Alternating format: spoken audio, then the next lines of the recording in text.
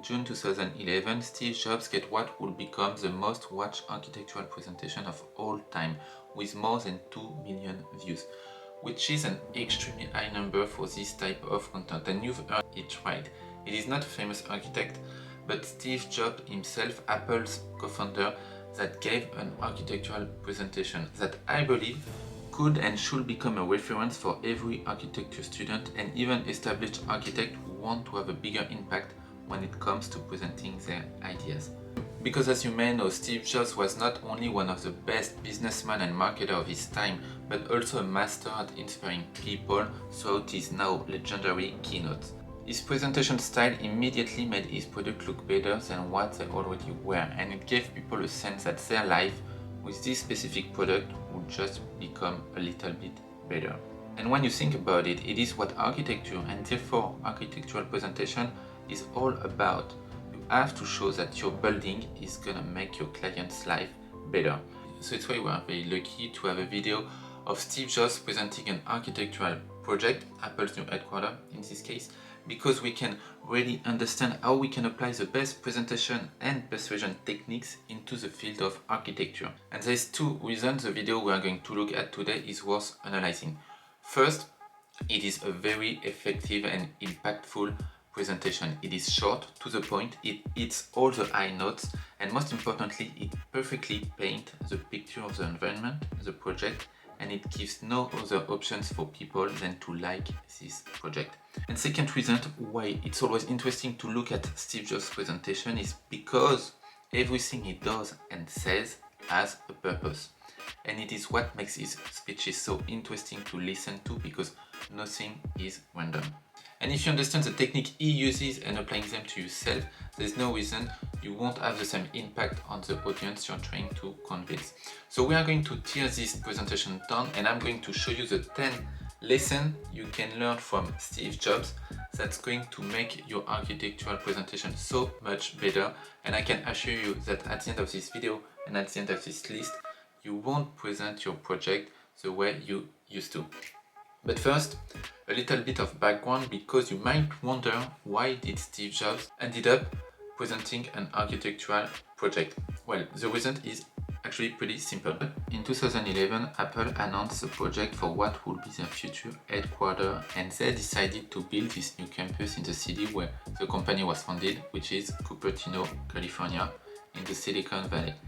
But as you might guess, this is not a small project, mostly for a city of only 60,000 inhabitants. So Apple was asked to present this project to the representatives of the city and some of the inhabitants. And it is how Steve Jobs himself ended up looking like an architect presenting what would become Apple's new campus. So now that we know the reason for this presentation, let's start this and see what we can grab from it. And I want to start this journey with you by showing you the first second of his introduction. And I want to let you guess why he did start his introduction the way he did. Because as you'll see, it is pretty odd and it's an uncommon way to start any architectural presentation. Yet there's a good reason for it. So look and try to guess. Thank you.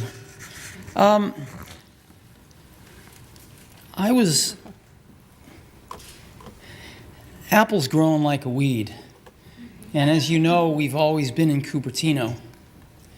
Started in a little office park and eventually got the buildings we are in now at the corner of Deanza and 280. I don't think this is the kind of introduction you expect for an official architectural presentation. To me, it sounds more like chit-chat than a planned strategy. But it is actually a very great way to start any presentation. And so why do you think he started this presentation talking about the current location of Apple's headquarters?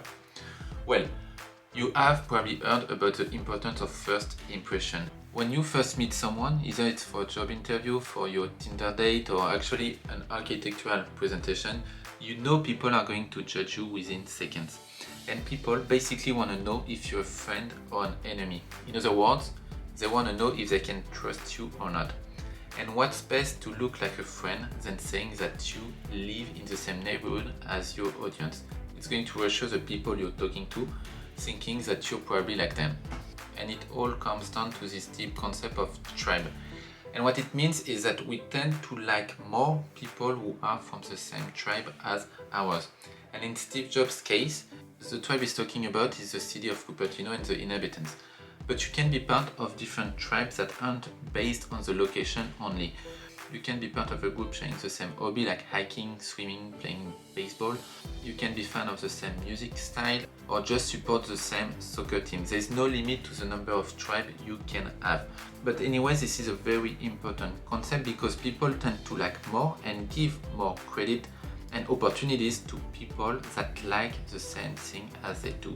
So when you start a presentation or just when you meet someone new in your life in general, first introduce yourself and find similarities.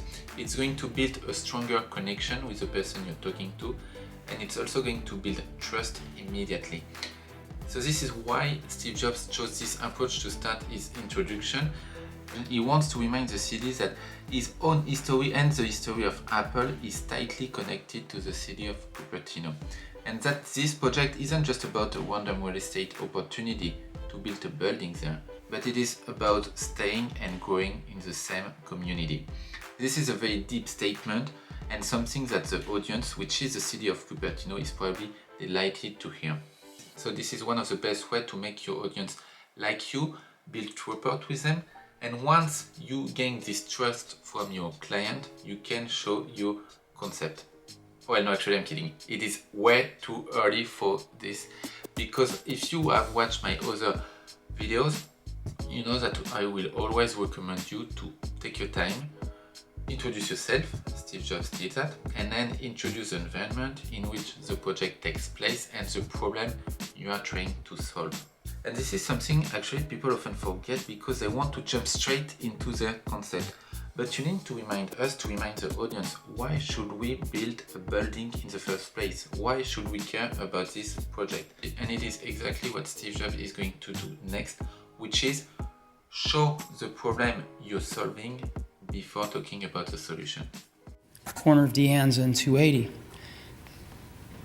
But and those buildings hold maybe 2,600 people, 2,800 people. But we've got almost 12,000 people in the area. So we're renting buildings, not very good buildings either, at an ever greater radius from our campus. And we're putting people in those. And it's clear that we need to build a new campus. See how logical it sounds to remind people why this project even started in the first place. Because the thing is that you probably worked for weeks, probably months on the project you're presenting. So you know exactly why you did what you did. But not everyone knows about it. So it is why it's always good to remind your audience what problem you're trying to solve. But when I say that, some people argue that the client should know what he or she asked for, and why should I remind them? Well, it kind of makes sense, but let me explain you why you still should do it. First, it's always good to remind your client that you guys are on the same page, yet that you understand the project the same way he does. Second, if you're presenting to a jury, some of the jury members don't automatically know the project as much as you think they are. You know, sometimes the jury members are invited to judge a project without much information. They know the big picture, they know we need a new school in the city, they know we need a new office building in this district, but they don't always know all the reasons and problems this project is trying to answer. And third, the most important point, it is where you can get ahead of your competitors because you can reframe the problem so it matches the solution you found with your concept. And I've talked about this in a video about Bjarke Ingels, where the city of New York wanted to find a way to protect the city from flooding, and Bjarke Ingels rewrote the question saying, how can we save the city by making the city more beautiful? So you understand that there's a lot of advantages and actually no reason not to remind people the problem you are trying to solve. But let's move on to the third point, because the first point is one of my favorite when it comes to giving a memorable and impactful presentation, and it is storytelling. And telling stories is the best way if you want people to remember what you say. Concepts alone are hard to grasp. It takes a lot of mental energy to apply a concept into real life. but understanding a story is very intuitive for humans. It's why people love books, movies, and series. And we'll see in the next clip that Steve Jobs is using storytelling to another level by showing that his project is a logical follow-up to something that's already in place. Look. And so we've got a plan that lets us stay in Cupertino. And we went out and we bought some land. And this land is kind of special to me. When I was 13, I think, I called up, Hewlett and Packard were my idols. And I called up Bill Hewlett because he lived in Palo Alto and there were no unlisted numbers in the phone book, which gives you a clue to my age. And he picked up the phone and I talked to him and I asked him if he'd give me some spare parts for something I was building called a frequency counter. And he did, but in addition to that, he gave me something way more important. He gave me a job that summer, a summer job at Hewlett-Packard right here in Santa Clara off 280, the division that built frequency counters. And I was in heaven. Well, right around that exact moment in time, Hewlett and Packard themselves were walking on some property over here in Cupertino, in Prune Ridge, and they ended up buying it. And they built their computer systems division there. And as Hewlett-Packard has been shrinking lately, they decided to sell that property and we bought it. So you see how interesting this story is, and in a way it makes Apple's project even more legitimate, even though, from a very logical standpoint, the fact that Steve Jobs got an internship in a company that previously owned the land in which Apple's campus is going to be, it shouldn't affect our vision on this project, because this was the past. It's not going to make Apple's project any better or any different. But as humans, we love stories. And we love to believe that everything happens for a reason. When you think about it, all our cultures, whatever country you're from, are based on stories. Sometimes from books, like the Bible, or just stories that gets told over and over again throughout generations. And these stories usually explains to you why things happen the way they do. So if you design a building and can find a way to connect your project to something that's already exists, it's going to make more sense for your client. And in our case, the mayor and the representative of the city are probably proud to hear that this $5 billion project is led by someone that was raised in their own city. And it's where Steve knows what he's doing because he perfectly connects the past to the future to create the perfect story. And this leads us to the next point, because telling stories is the best way to keep people's attention and raise curiosity. And as you probably noticed, keeping people's attention nowadays is very hard. People seem to always have something better to do. Let's take YouTube for example. The only thing people making YouTube videos are fighting for is people's attention. Our audience is just one click away from another YouTube video, or just switching to another type of content like Netflix, TikTok, or whatever else they think is better to do at this specific moment. So raising curiosity and keeping people's attention is very hard, yet it's very important. And it is not just something YouTubers should care about, but architects also. Even during architectural presentation, you might feel like it's okay since people are stuck with you for the time of the presentation, so they won't move to another presentation before you're done. And it is true, they cannot physically leave the room, but their minds can fly away pretty easily if your content isn't very interesting. And if you want your project to be noticed and remembered, you cannot let that happen. You need to raise curiosity around your concept and keep people's attention throughout your presentation. And how do you do that? Is by not showing all the benefits and all your concept at once, but just choosing the right elements, teasing the audience so they get interesting and want to know more about your concept. Look. And we would like to put a new campus on that so that we can stay in Cupertino. And we've hired some great architects to work with, some of the best in the world, I think. And we've come up with a design that puts 12,000 people in one building. Think about that. That's rather odd. 12,000 people in a building, in one building. But We've seen these office parks with lots of buildings, and they get pretty boring pretty fast. So we'd like to do something better than that, and I'd like to take you through what we'd like to do. Just imagine if you are the jury right now, you would want to know what Steve Jobs came up with, right? Well, this is the power of raising curiosity. And one of the best ways to raise curiosity, therefore grabbing people's attention, is to tell an unconventional or unexpected piece of information in an incomplete way. And Steve Jobs does that perfectly by first saying that he worked with some of the best architects in the world without saying who. And then he's teasing the audience saying that he managed to create a building that's gonna hold 12,000 people. So this is an unconventional idea, but it is also incomplete because Steve Jobs didn't show the building.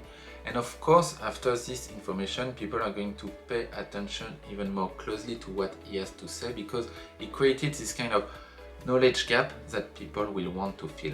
So with that, we reach the end of his introduction, and so far we kind of sliced the introduction into different elements so we can better understand the techniques he uses to be more persuasive. But I would like to zoom out a little bit and focus your attention on the big picture, because I do think that the overall structure he uses for this introduction, it's also what makes his introduction great and very smooth. And when you look at the video clips we just seen and the step we just described, you can clearly see that Steve Jobs structured his presentation starting by himself and his company, and then slowly moving to the concept by always connecting the two using storytelling, for example. And when you think about it, it is what an introduction is for, which is introduce yourself, the environment, and the project, and make people want to know more about it. So it's why it's always worth taking the time to do the best introduction you can, because it's going to affect the way your audience sees your project in the second part of your presentation. And people are scared to start a presentation with a long introduction because they think they're going to lose people's attention if they don't speak about the concept right away. But I would argue that Steve Jobs proves this to be wrong, because with his speech and his introduction, he didn't lose people's attention at all, and on the contrary, he gained more attention around his project. So like Steve Jobs and all the other architects I've talked about on this channel, don't be afraid to take your time. It's going to help you make your project look better. I'm going to stop this video here because it's getting pretty long for YouTube, but of course we are going to look at the second part of Steve Jobs' presentation because there's so much to learn. There's actually still 6 techniques he used to make his architecture look even better than what it already is. And if you like this first part of the video, well, give me a like, subscribe if you haven't done this yet, and see you in the second part of this masterclass.